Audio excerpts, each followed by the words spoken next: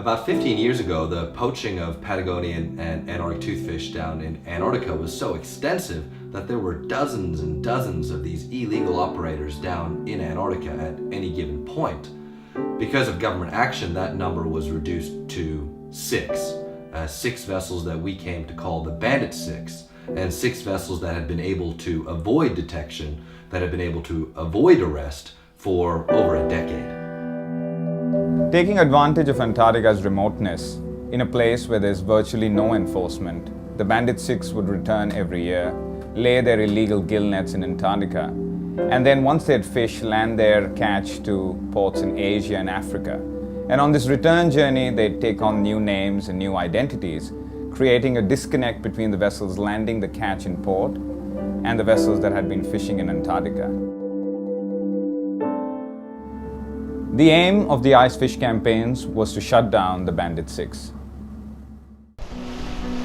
In the course of the Operation Icefish campaigns, the Sam Simon was able to confiscate 72 kilometers of illegal gill net, abandoned by the most notorious poaching vessel in the world, the Thunder. The Bob Barker broke the record for the longest pursuit of a vessel at sea, chasing the Thunder for 110 days until that vessel finally sank off the island of Sao Tome and Principe. And the Steve Irwin, the flagship of the Sea Shepherd fleet, was able to track down the Viking to Indonesia, where it was finally arrested by the Indonesian authorities. Out of the Bandit Six, one sits at the bottom of the ocean off of Sao Tome and Principe. Another of the Bandit Six has been sunk by the Indonesian Navy, and the other 4 vessels are being detained in Cabo Verde, Senegal, and Malaysia.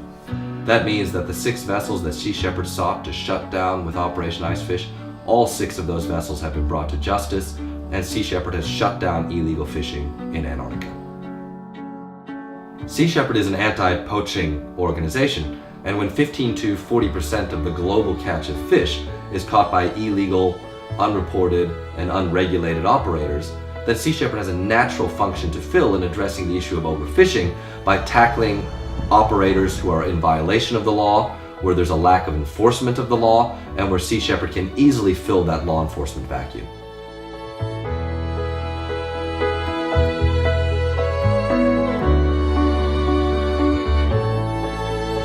Close to half of the world's oceans are the high seas. These are areas which are outside national jurisdiction and make them the biggest ecosystem on this planet. Until the UN and other nations of the world can agree that there needs to be firm enforcement regimes on the high seas, Sea Shepherd will continue to send its ships and enforce international conservation law on the world's oceans.